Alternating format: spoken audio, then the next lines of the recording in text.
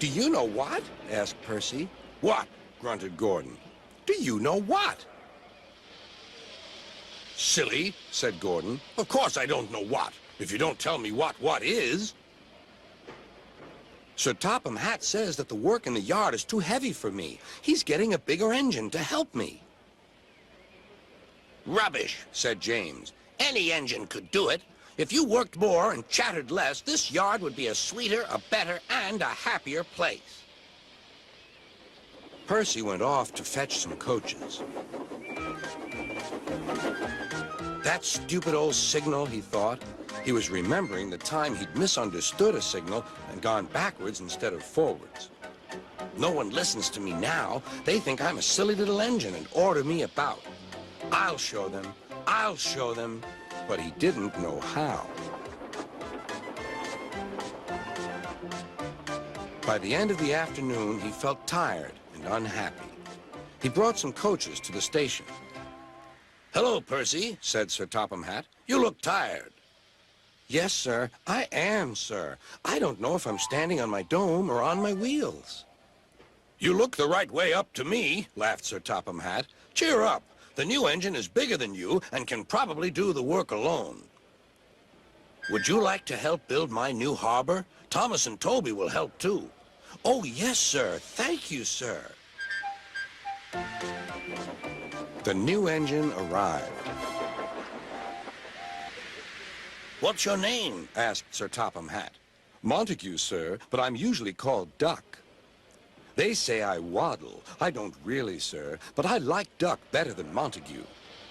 Good. Duck it shall be.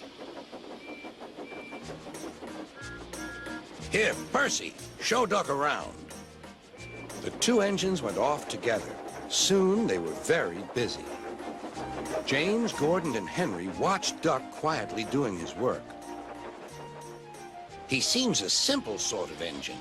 We'll have some fun and order him about. Quack, quack, quack, quack, whoosh! Smoke billowed everywhere.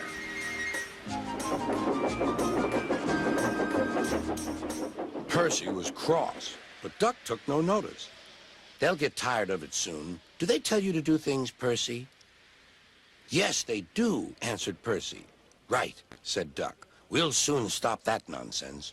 He whispered something. We'll do it later.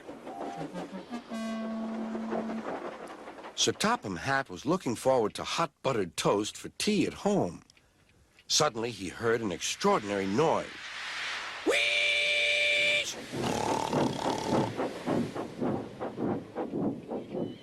Bother, he said, and hurried to the yard. Duck and Percy calmly sat on the switches outside the shed, refusing to let the engines in. Gordon, James, and Henry were furious. Stop that noise! Bellowed Sir Topham Hatt.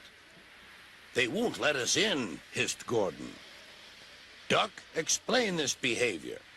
Beg pardon, sir, but I'm a great Western engine. We do our work without fuss. But begging your pardon, sir, Percy and I would be glad if you would inform these engines that we only take orders from you. Quiet, said Sir Topham Hatt. Percy and Duck, I am pleased with your work today, but not with your behavior tonight. You have caused a disturbance. Gordon, Henry, and James sniggered. As for you, thundered Sir Topham Hatt, you've been worse. You made the disturbance. Duck is quite right. This is my railway, and I give the orders. After Percy went away, Duck was left to manage alone. He did so easily.